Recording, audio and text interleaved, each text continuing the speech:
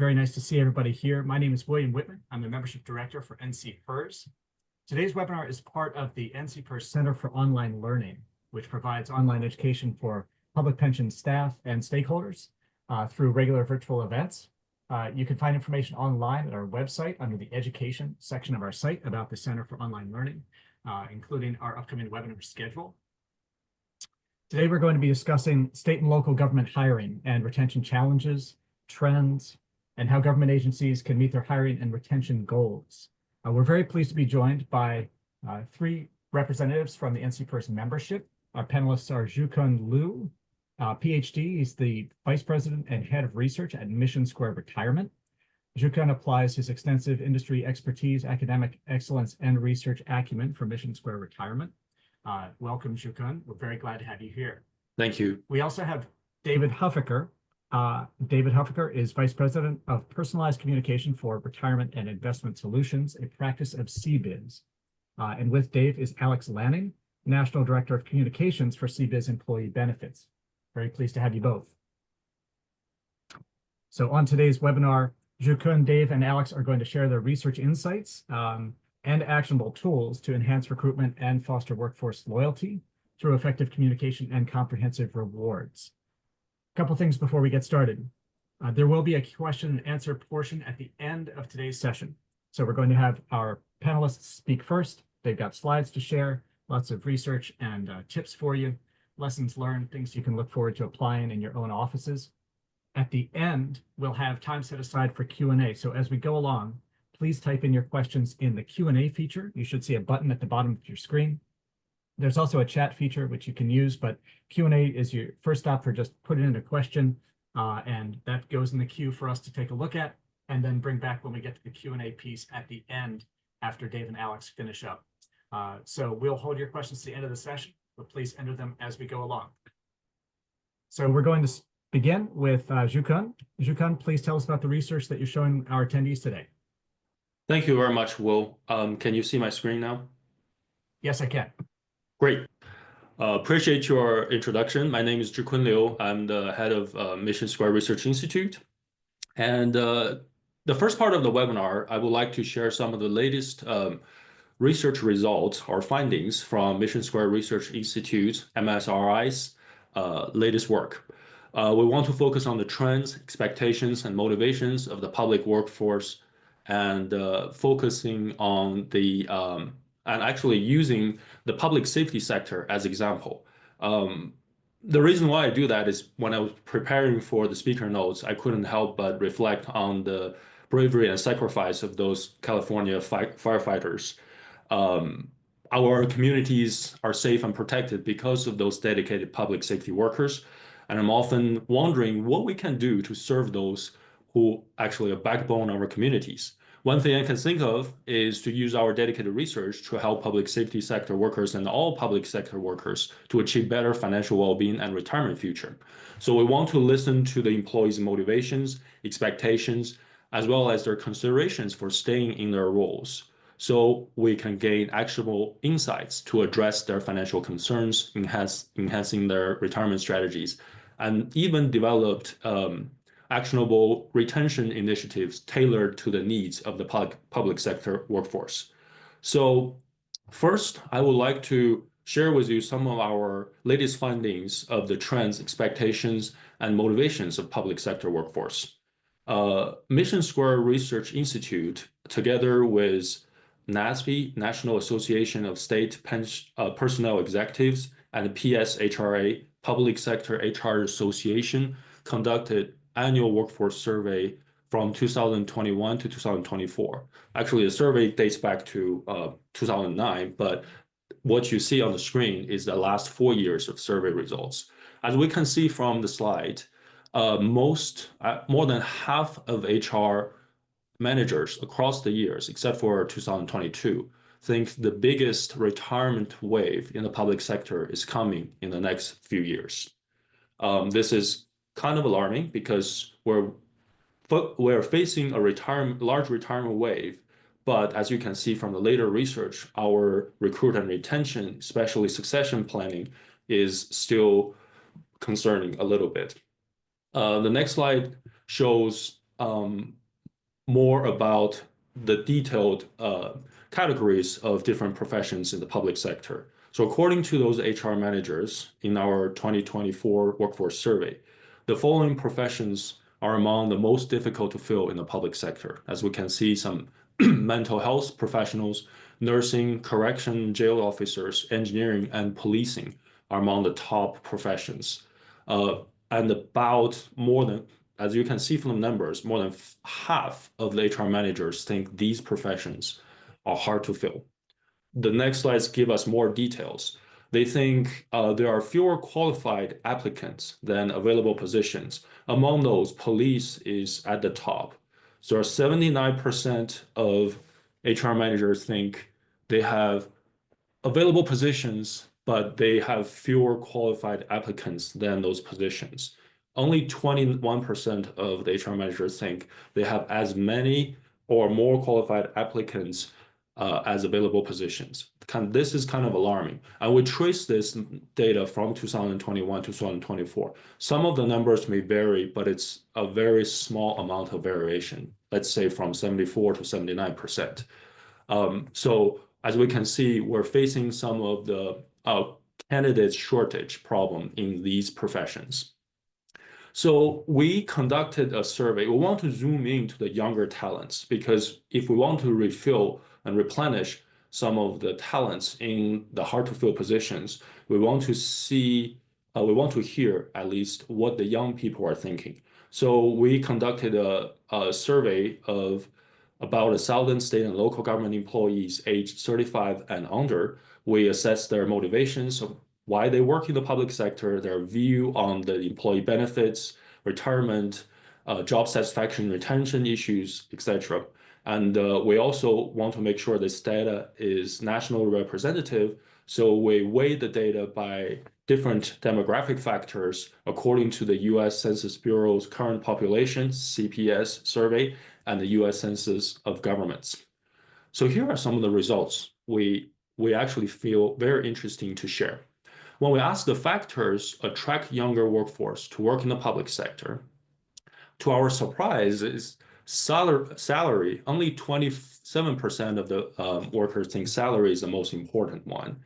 And it's actually ranked number 5, below job security, work-life balance, health insurance, and personal satisfaction to the job gives them. So this is surprising. We think most of the young workforce will be focusing on salary, but the top 4 factors are listed over here, as you can see on the slide. So we also asked them, compared to the factors attract you to work in the public sector, when you started working or after you started working for a while, have your job or have your employment met your expectations of those factors? As we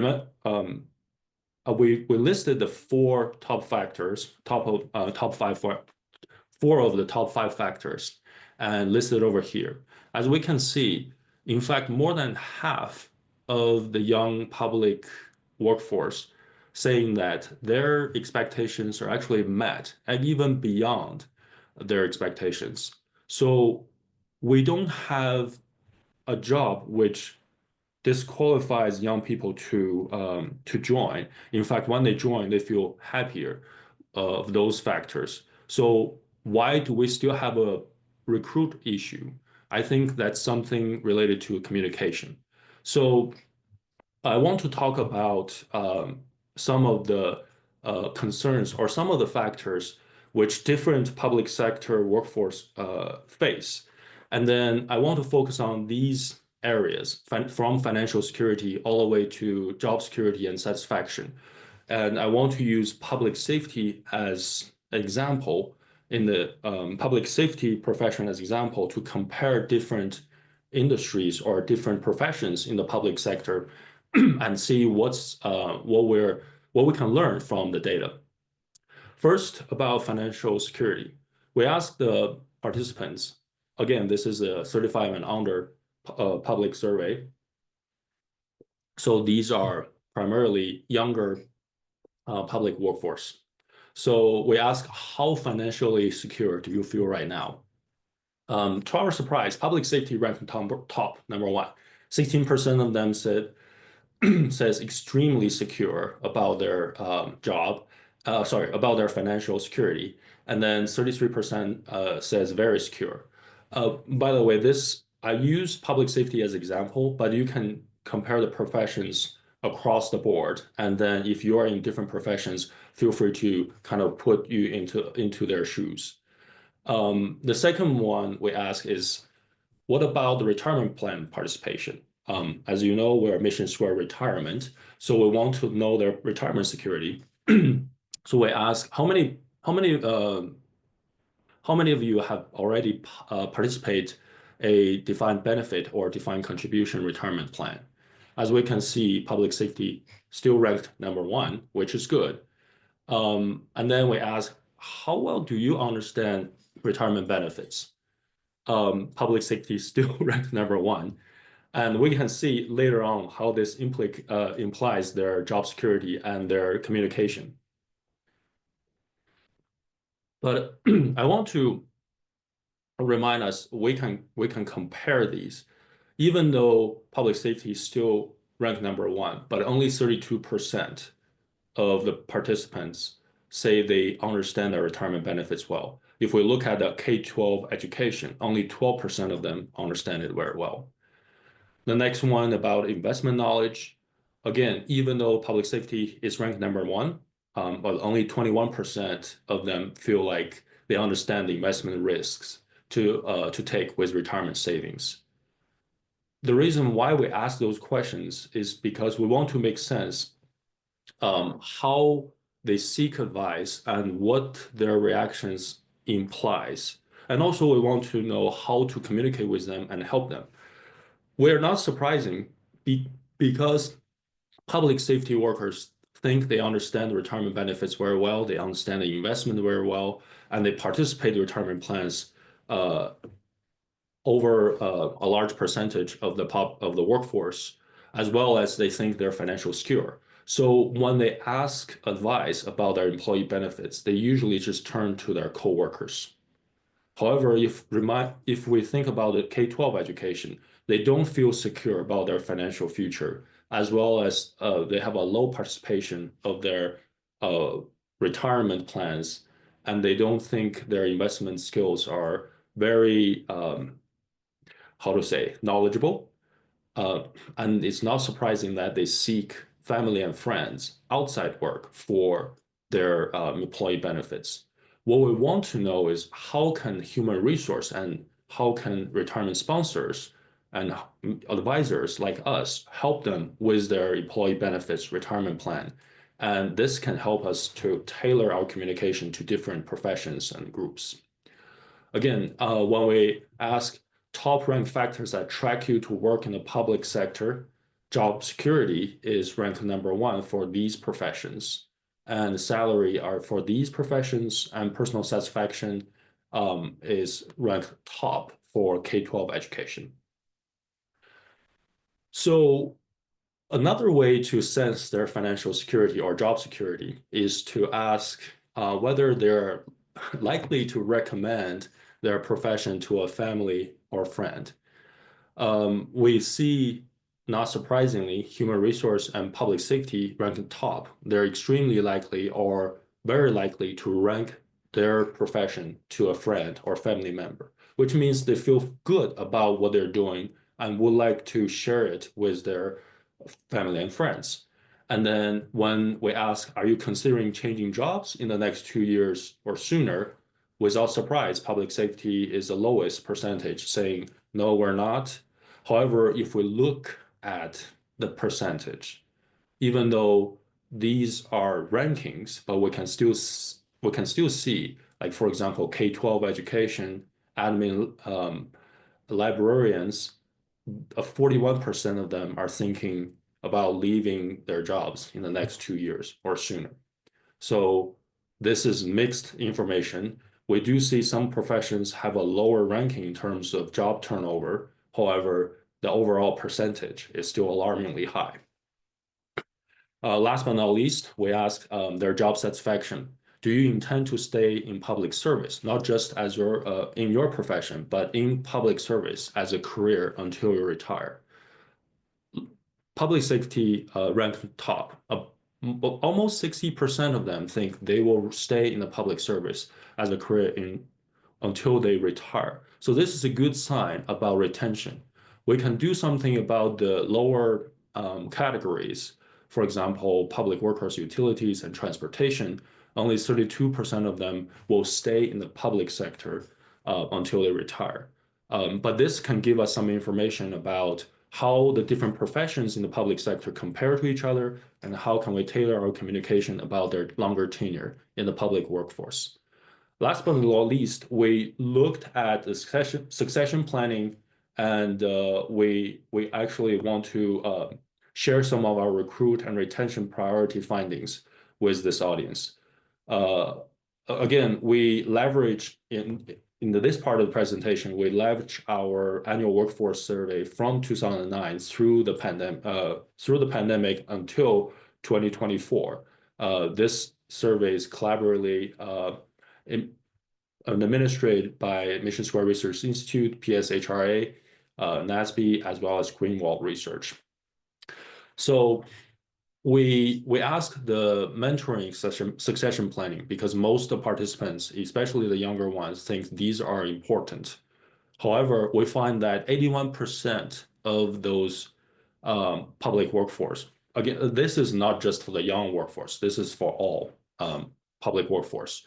They said they wish they had a mentor at work, but only 57%, only a few percentage of the workforce says they received the mentor at work. And for succession planning, this is for asking the HR managers. 32% have or are developing a process for succession planning across all the public industry or public professions. And this is still low. Remember, we have 50 or 55% of HR workers think HR managers think there's a large wave of retirements coming, but only 32% of them has developed a succession plan. This gives us some thinking. What kind of priorities do we need to move our attention to for better recruit and retention? We ask the same question to the HR workers, to the HR managers, and here are the top factors. So as we can see, some of them are not very surprising. They think, HR managers think, competitive salary or compensation package will be helping a lot with recruit and retention, employee morale, employee development, employee engagement. So these are what the HR managers are thinking, which is useful. However, when we ask the employees, we have, how to say, a different response. And we also find that it's very interesting, which Alex and Dave will share with you later on. If we look at the different age brackets, if we look at a public sector worker through his career span, at different age, at different stage of their lives, they have different priorities. If we ask those younger public sector workers, their top priority is personal satisfaction that the job gives them. If we ask the 27 to 35-year-olds, job security becomes number one. And that same priority carries over all the way to their mid to late ages. Job security still ranked number one, but health insurance start to climb up as importance. And after the public sector worker turns to 60 or older, health insurance and retirement benefits ranked top of their retirement, of the factors which attract them to work in the public sector. So as we can see, for different demographic population, our communication skills should be different. Our communication strategies should be different. When we communicate with young public sector workers, we probably want to focus on the job satisfaction and job security part. But when we communicate with all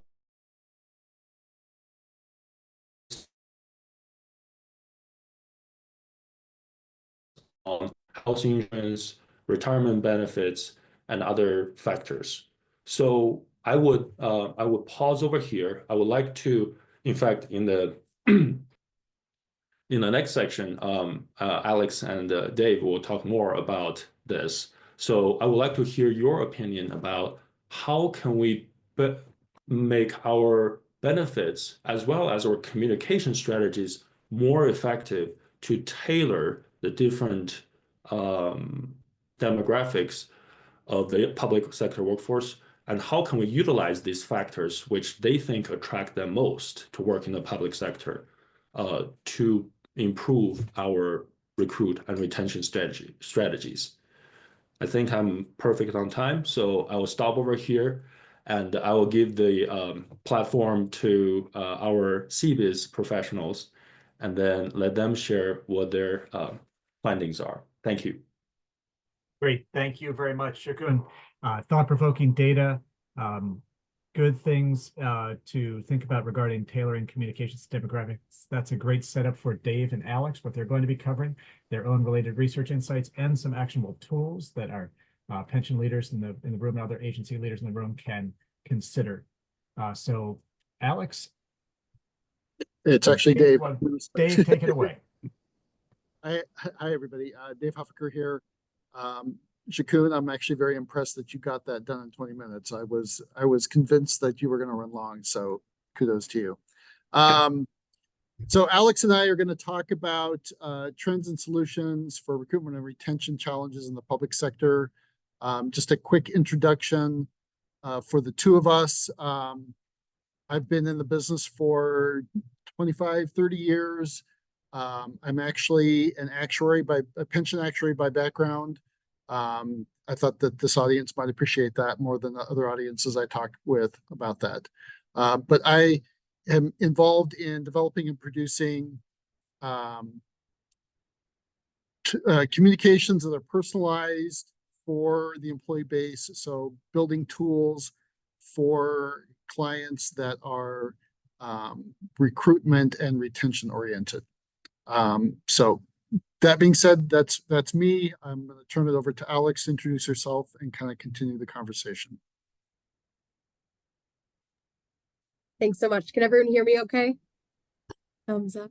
Good deal. Well, thank you so much, Shikun, and appreciate all of you being here for today. It's an honor for Dave and I to present with you. I am Alex Lanning. I'm the National Director of Communications Consulting within CBIZ Employee Benefits. I've been with CBIZ for over 10 years, but have a background in journalism and marketing.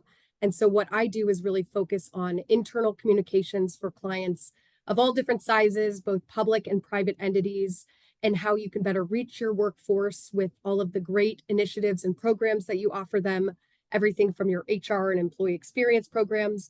A lot of what Shikun talked about was resonating too, because we all have those financial concerns, right? The economy continues to change. We see the consumer price index change. And so I'm really excited to be here today and share with myself and Dave some of our research and a little bit more about what my team has found and what our clients, what we've done for our clients that has been effective in terms of attracting, recruiting, and retaining top talent. So excited to be here today. Thank you again for sticking with us, and thank you, Shikun, for setting us up very well. So a little quick overview on CBIZ if you're not familiar. As William introduced in the beginning, we are an NCPERS partner. We're a large publicly traded accounting and consulting firm. So think of us as kind of your jack of all trades. We have over and are continuing to grow. We have over 18,000 professionals, which is wild. I think I joined the organization when we were at 3,000. And we work with a variety of different organizations, both domestically in the United States, but also globally. So we have a wide range of expertise and experience, and particularly in the public entity and public sector space. And so we work with all different groups and hear all different types of problems. And so we are excited to talk to you today about how you can all become the best in business which I know as a public organization, you don't necessarily always think of yourself as the business, but as you are really a financial steward of both your constituents, your local elected officials and taxpayers, we know it becomes ever challenging to recruit and retain the best talent. And so we saw in some of the preparation for this webinar, some of the questions submitted, and a lot of them were around how do you hire the best talent? We see these skills gaps, especially as the new generation is entering the workforce, and a lot of the baby boomer cohort is exiting and starting the retirement phase of life. And so how can we retain some of the great things about your organization, the culture, the mission-driven background, whether you're a city, a school district, municipality, retirement plan for the state that's administered for all public entities throughout the state. You're all facing the same challenges. And that goes back to Jakun's research really with how do you find the best people to fill the roles? How do you fill them quickly so there's no gaps in what you're able to provide for the organization, since you have jobs to do and you have people in your communities to serve. And so we're excited to talk more about how you can become the best in attracting, retaining, engaging. And a big portion of that goes back to communications. And so we like to say that communications is the silver bullet that solves all problems. And so we know that from whether you're communicating with your family or significant other, or communicating with your direct reports or the organization at large. If you don't communicate effectively, there is a huge gap in understanding, awareness, and value of what you're offering your employees. And so these are just a couple of key things we see. Obviously, enhanced employee experience. The data shows that if you have great communication methods, you're going to see improved retention, improved productivity, and really better alignment with your overall organizational goals and your strategic plan. So let's talk first about recruiting. Obviously, recruiting is one of the biggest challenges. You have the time it takes not only to find applicable candidates, and that's both in the passive and active recruiting space, but also recruiting people who are qualified and are going to stay with your organization for the long term. So Dave, can you kind of talk a little bit about what we're seeing in the recruiting side of the business in the public sector space? Absolutely. One survey that we noticed that jumped out at us was a survey from Career Plug that indicated that 52% of job seekers indicated that they've declined a job because of poor experience with a potential employer during the hiring process. So if you look at the pie chart there, you'll see that there's items or categories, things like the hiring process took too long, didn't like the workplace environment, had a negative experience with the interview process, and the roles and responsibilities were different. So those are all things that can be addressed, independently within your own organization if you feel like there's a gap there. Of course, you notice that the number one item on that list was that the comp and benefits didn't meet their expectations. So one of the things that we'd like to recommend for clients and for our organizations that we work with is to consider implementing a job offer structure that includes like a total rewards analysis. So Alex, if you could move us forward there. So developing a total compensation job offer type structure may be something that you already do, or maybe something you've never considered or thought about, but didn't really know how to kind of move that forward. Some important things to understand is that if you were to develop something like this, it is something that you could use to really put your best foot forward to your candidates. It would allow you to demonstrate the total value of the job offer to candidates, and that can be, as I'll talk about in a minute, it could be either a generic or average structure, or it could be set up such that it is a very personalized view of what their job scenario could be. Another thing that developing this type of a communication could do would be allow you to really show the branding and communication of your organization And you could even, if you wanted to get really sophisticated, you could set it up so that it focuses on different things for different age categories too. So there's a lot of things that you could do with that type of a communication. You could be asking, well, how would I go about doing something like that? There are a couple of different ways you can do that. I've seen organizations create their own kind of internal structure or template. I call that the homegrown method.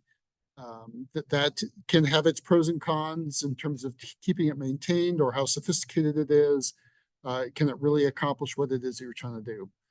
Another thing that I've seen companies and organizations do is if they do generate a total reward statement for their employee base, you could take a sample person from that output and use that as an example, because that can demonstrate the value of compensation, but also the value of benefits that come along with that. Again, it's a great starting point, but it doesn't necessarily provide a personal view of that.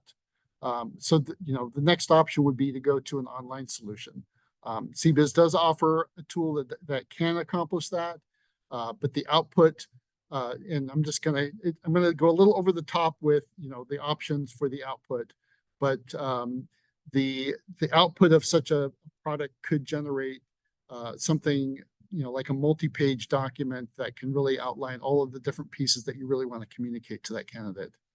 So kind of stepping through that, it could have a cover page, you could have your offer letter, but really the nuts and bolts of this is going to be your total compensation page. So it would be a tool that would outline the base pay, the value of paid time off, any incentive pay that might apply, the value of all of the benefits, and what the employer's contribution would be for those, including down into the retirement benefits and any other kind of perks and fringe benefits that could be applicable for a given candidate. So this is a really personalized view that you could generate for your candidate. You can break that into a pie chart. You could even, if you wanted to get sophisticated, would be to allow the candidate to go in and do some modeling. So allowing them to change things up. You could have, a page of caveats that you'd have to have. But really from here, the tool and what you can do with this type of a communication is to brand it however you want. What do you want to say to your candidates? Or maybe you want it to say different things to the different age generations. So this really kind of allows you to focus on accolades and mission and perks and benefits and things like that. And it can make a big difference in terms of the ability to really attract or making sure that your candidate base fully understand what it is that they are coming into on a job. Kind of some follow-up items from that to think about. If you do go down this road would be, if you're moving people geographically, focusing on the cost of living differences between where they're coming from and going to. As I kind of mentioned before, benefit cost modeling, if you're going to demonstrate something like that to a candidate, it may not necessarily represent either the health plan or dental or vision or the retirement elections that they might make. So the ability to give them some modeling capability is definitely a plus. Another key factor is, to what extent do you want that candidate to be able to do a true apples to apples comparison between what you're offering and what either a competing job might offer or what their current job is getting. But the more transparent you can be, the more well-positioned you are to really be able to demonstrate why your organization is a great place to come and work for. Yeah, all really good points, Dave. And I think we have seen a number of different successes of anecdotal employees that will come to the HR team or benefits team and say how helpful it was to know what their total package looks like. People only see typically deductions beyond their salary on their pay stub, and they're not really thinking about how much you're investing in them as an individual, both in their long-term retirement and pension plans, but also in the healthcare benefits are the second most expensive thing line item as a CFO. And so kind of flipping the lens there is thinking about communication more strategically. And a big way to do that is building trust. Dave touched on transparency. And so being really transparent about what the total experience looks like as an employee Because as you think about it, it really is a social contract. They have to choose your organization, the recruiter candidate, and you have to choose them. So it has to be a mutual agreement. And so a couple of ways to do that and things to think about with communication. Going back to some of the stats we've got here, a recent survey really showed that one of the biggest reasons employees aren't taking action or don't understand or value the benefits that you offer them is that they don't really have access. We were actually talking just before this with the NCPERS team about how complicated it is to find information, whether that's on your intranet site, on your team's site, wherever you store information, your HR handbook, your policies.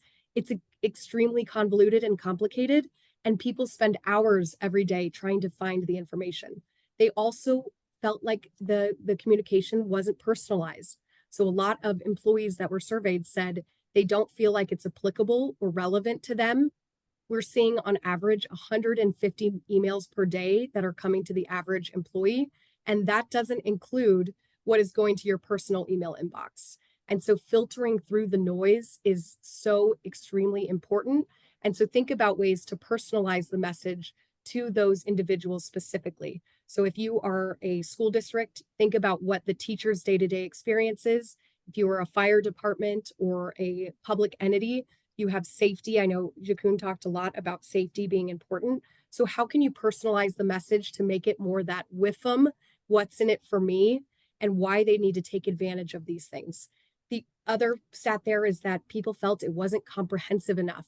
So the healthcare industry is extremely complicated.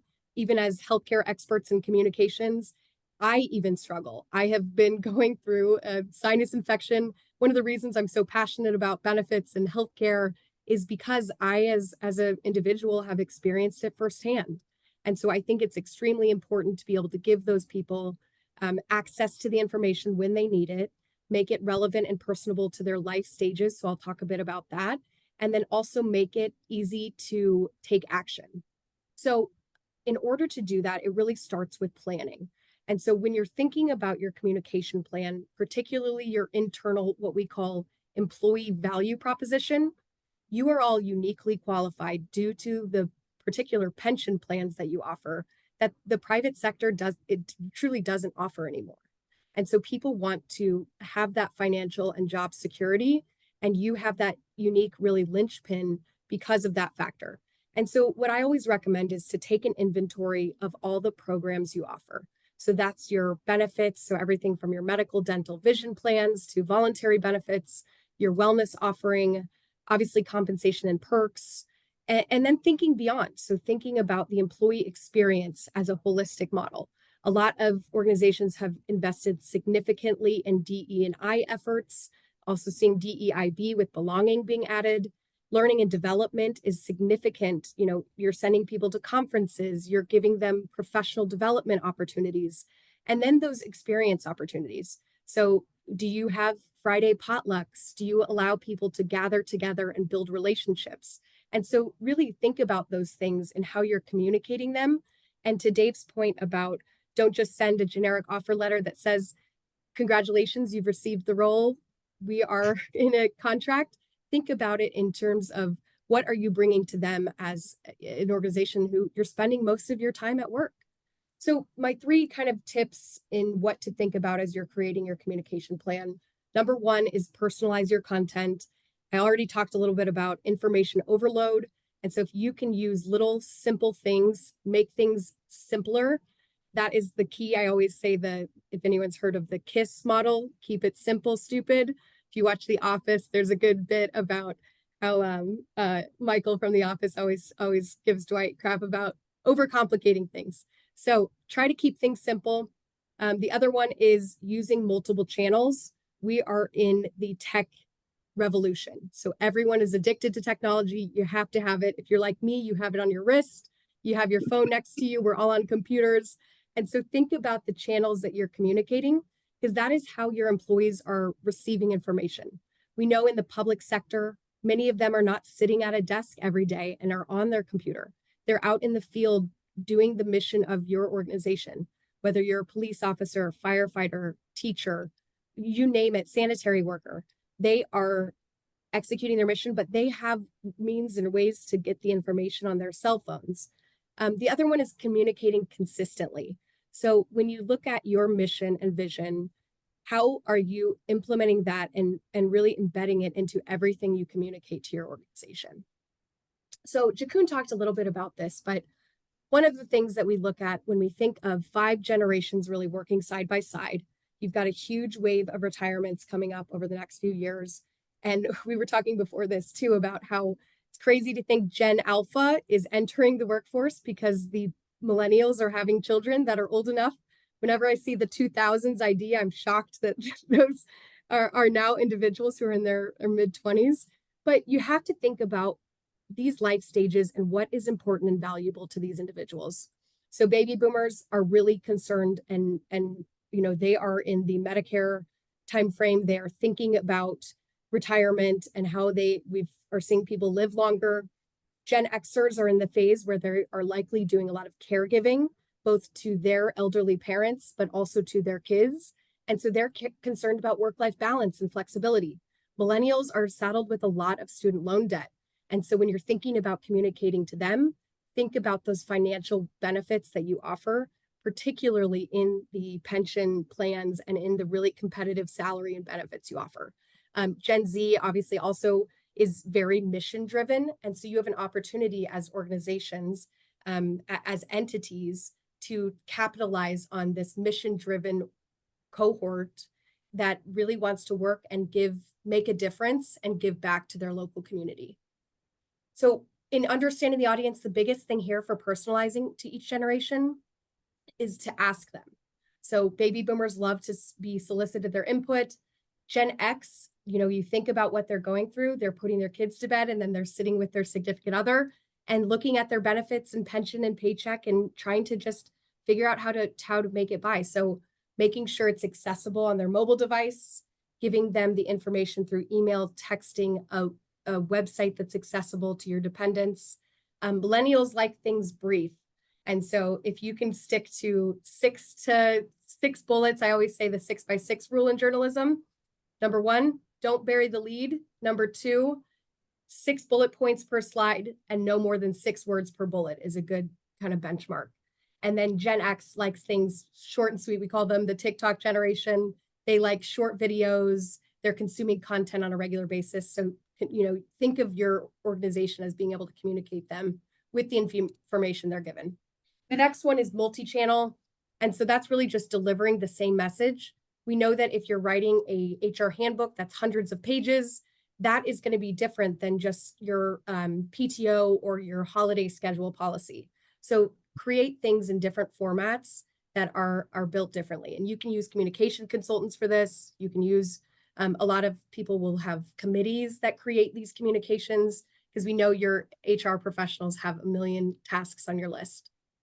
The last thing in this section here is varying the types of communication you do. And so if you're an organization that's very town hall heavy, perhaps you send out a daily email from your leadership team, or you send out a weekly newsletter, just kind of be thoughtful about what communication you're giving and what method. We always say 5 is the magic number.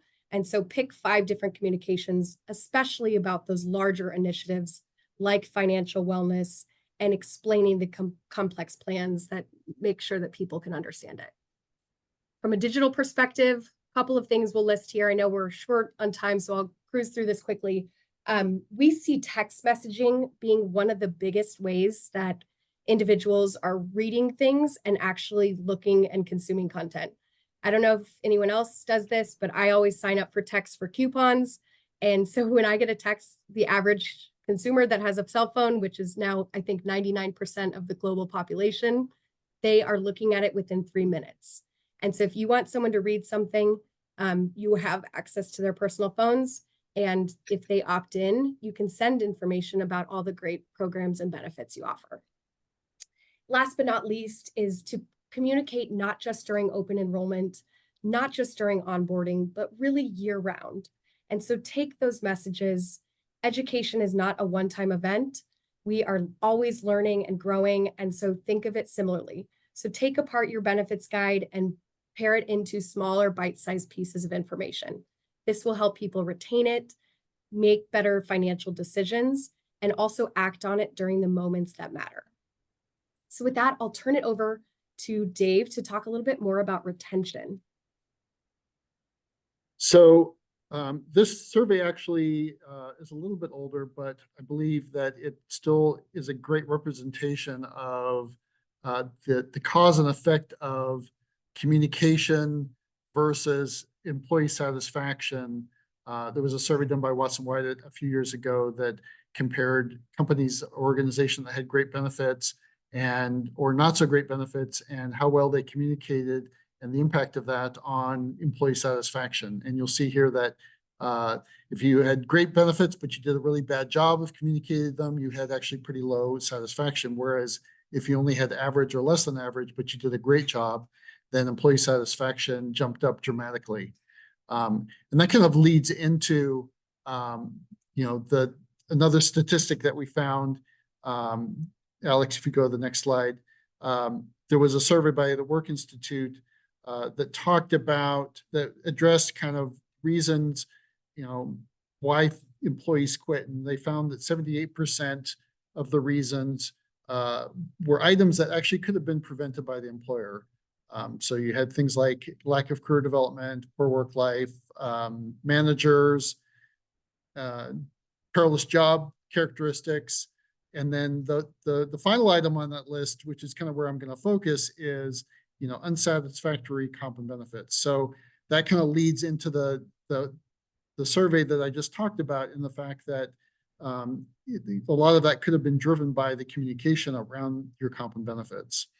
So, again, and I mentioned this earlier when I was talking about job offer, including the value of total compensation. From a retention perspective, if you're not doing this, would definitely recommend that you take a look at developing or producing total reward statements for your employee base.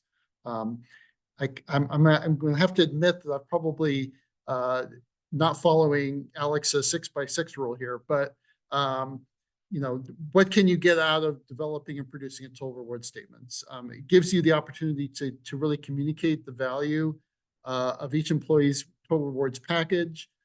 It can really be a comprehensive overview, especially since it is likely that employees don't understand the value of the employer contributions for benefits. The ways that you can communicate and deliver such a communication, a lot of HRIS systems now will have a total rewards module that can accomplish some of that. There are things that I'm going to talk about in just a minute that you can get a lot more out of if you were to do a different type of delivery. But you also have the capability of potentially developing a communication that can be printed or mailed, because a lot of times, sometimes to help with that understanding and appreciation of benefits, it's more than just the employee understanding, it's also their family and the spouse. So something to consider in terms of what you can get out of a total rewards package. So next slide, Alex. Kind of looking at some concepts of what am I talking about. This first page here would be something similar to maybe what you would see as kind of like your core communication from a total rewards package. Here's all of the pay I received. Here's all of the paid leave. Here's the value of incentive pays and what I'm contributing versus what the employee is contributing for benefits.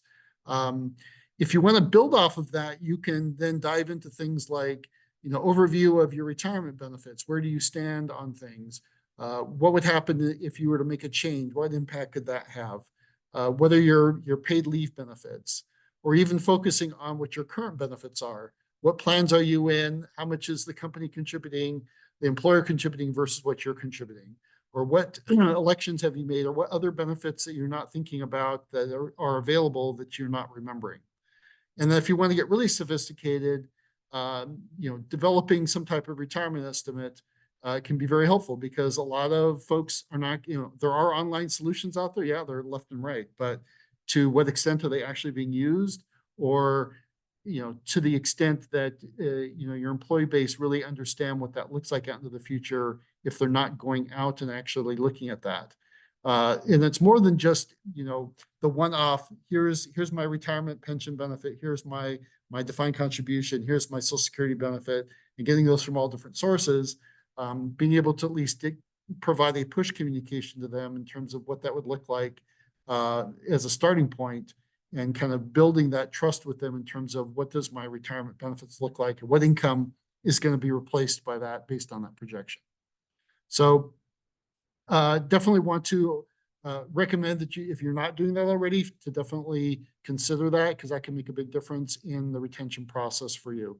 I'm going to turn it over to Alex now to continue on with that conversation.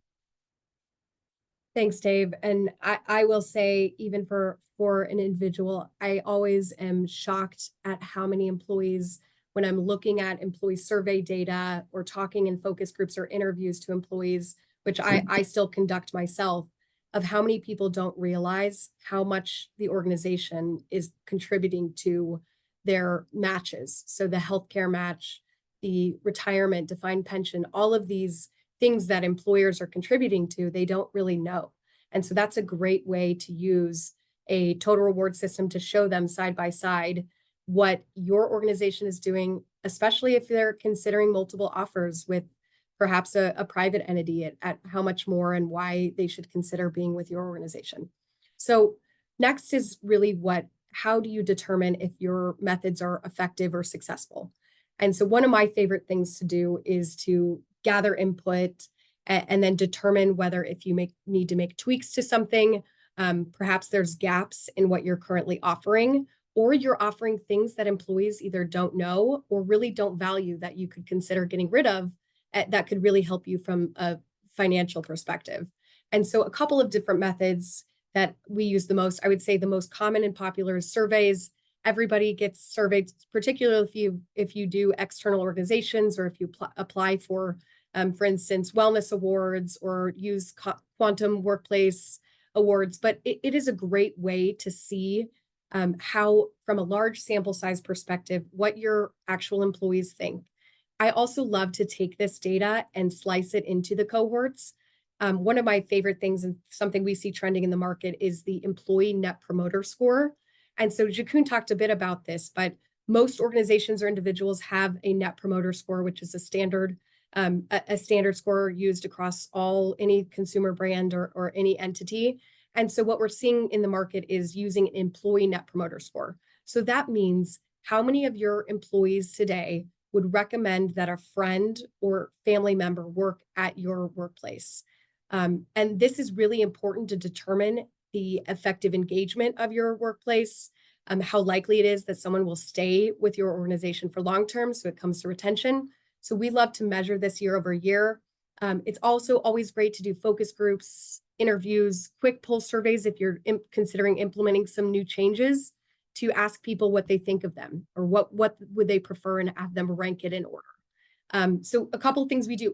We do this for individuals. You can certainly conduct them all yourself, but I love to do at least a once a year kind of total rewards survey or employee experience survey to see what the state of everyone's saying, your culture, why they stay with the organization, and using those testimonials for your recruiting materials to get people to want to come and work for you.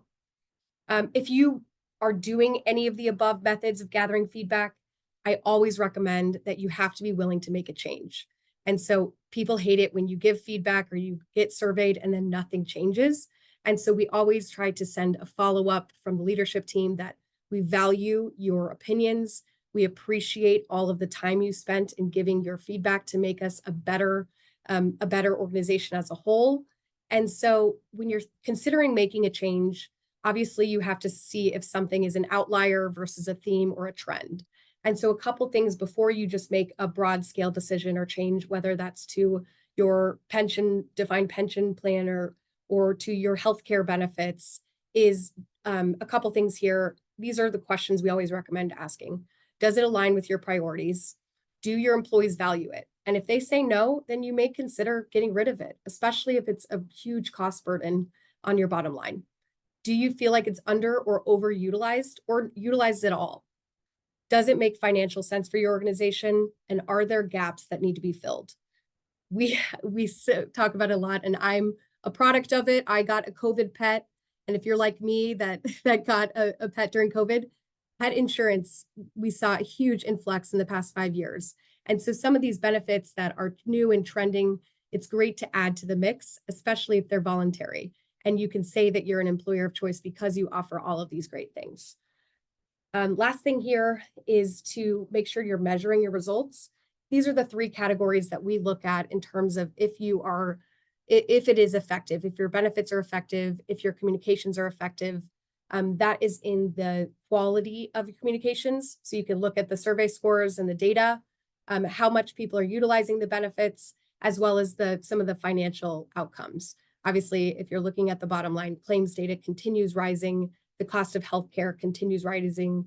You're looking at risk management, particularly in those that are affected by the wildfires and natural disasters that we've experienced this year. So last thing is a quick case study. So this was a large public entity that we worked with and have been working with for a number of years now. They really didn't have a centralized system. And so when we look back at the COVID-19 pandemic back to 2020, they were always communicating in paper and in meetings and didn't have a way to reach employees during the moments that mattered. And so we really took a holistic approach and look at what they were communicating on a daily basis.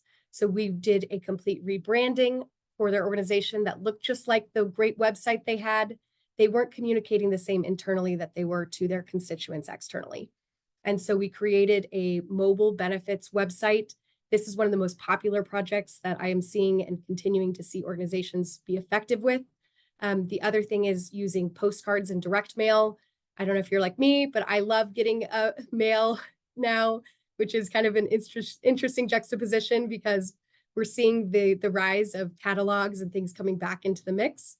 And then also having a digital benefits guide. So something where if you have to go to the emergency room or the doctor's office, you or your significant other can look up what your benefits are in a matter of minutes, rather than having to pick up the phone and call the HR or benefits manager to find out what network you're in, what plan you have. You can look up that information on your own. And we continue to see with these strategies and the continuation, not only these organizations are having a rise in their net promoter scores, they're having more engagement, they're having the retention numbers have risen. The number of people who are willing to recruit or have their a friend or referral come work at the organization is fantastic. And so if you're going to do anything or consider anything this year, one of the biggest things I recommend is a mobile enabled website that has all your HR benefits, retirement, financial wellness information out there and available for your employees to access whenever they need it on demand. So with that, Dave, I'll turn it over to you to close us out. And I know, William, we only have a few minutes left here. Yeah, but sorry to jump in, Dave. No, yeah, I do want to get to I'm a done. couple questions here. Yeah, go for it. Yeah, fantastic. So thanks very much, Alex and Dave, for laying all this out. We just got a few minutes before the top of the hour, and we do want to share some more tips and answers for HR leaders and government offices in our audience. Just a quick reminder, these slides are going to be available afterwards for everyone who attended, and the recording as well will be available from the NCPERS website. So you can rewatch this, you can share with others in your office, you can get access to the recording. So Jokun, one question that came in during the conversation today, someone was asking for more information about the survey participants for these Mission Square and joint surveys that you referenced. Are those nationwide surveys that you are referring to? And if so, can you give the audience an idea of which states' public workforces were included in the surveys that you are referencing? Thanks, Will. This is a very good question. The answer is yes. The 2 surveys I mentioned in my presentation are both nationally representative. They're conducted by Greenwald Research and facilitated with 3 organizations, which I mentioned that in the presentation. I will share the presentation PowerPoints with you later. And we do include state and local governments. And to be more scientifically trustworthy, we even weighted the data by gender, income, race, industry types to reflect the distribution of the state and local government workforce according to the U.S. Census Bureau of Current Population Survey and the U.S. Census of Governments. So you can trust the survey results. It's well designed, and it's nationally representative. Fantastic, Shukun. Thank you very much. That's helpful. Dave, quick question for you. Do you believe retirement plan design has materially influenced employee turnover behavior or influences it during the first 5 to 7 years of their service? Is that something that you see? You know, it's a question that really the answer to it can have a different result based upon what age cohort you're working with. Because if you're dealing with, you know, a lot of younger generation folks don't really understand what a pension plan is and what it does. Whereas, you know, mid-career hire folks are going to be different. They might understand, you know, what a pension plan is completely and what it can do. A lot of it has to do with how it's communicated. You know, if you're able to properly represent that in the job offer, helping them, you know, really speaking that out to them in terms of helping them understand it's, you know, this is what it is, but here's the value of what that program is. And then also more important on an ongoing basis as a retention tool, continually to remind them of what that is and how that impacts their overall retirement planning. So hopefully that answered that question. Yeah, no, that's great. Thank you very much. And I see we've hit the top of the hour. Thanks very much, Shukun, Alex, and Dave for laying out all of this data on what you're seeing in the hiring landscape, tips for successful communication, solutions in the marketplace. Very helpful for our audience. Just 2 quick announcements from my end before we wrap up. NCPERS, in partnership with CBIZ, conducts an annual compensation survey to help pension funds benchmark compensation and benefits packages against your peers and ensure that key positions are filled with skilled and qualified staff, of course. Our 2025 survey is coming out this spring. You can look for that to be released in April, and we'll be asking for your participation. So we hope that your office will be able to participate. All participants receive the findings, of course, a report, key results, and then NCPERS members get access to an interactive dashboard to be able to use the data sort of at a deeper level. So we hope you participate in that, and please keep an eye out. And then we will reconvene for our next webinar in February 25th, the NCPERS Public Retirement Systems Study, the release of our own research. We'll be talking about key trends and insights on the 25th, and you can find more information on our website. So we hope to see you all there. Thanks very much to our panelists. Appreciate it. Thank you very much. Thank you. Thank you Bye, so all. much. Have a great day. Take care. Bye.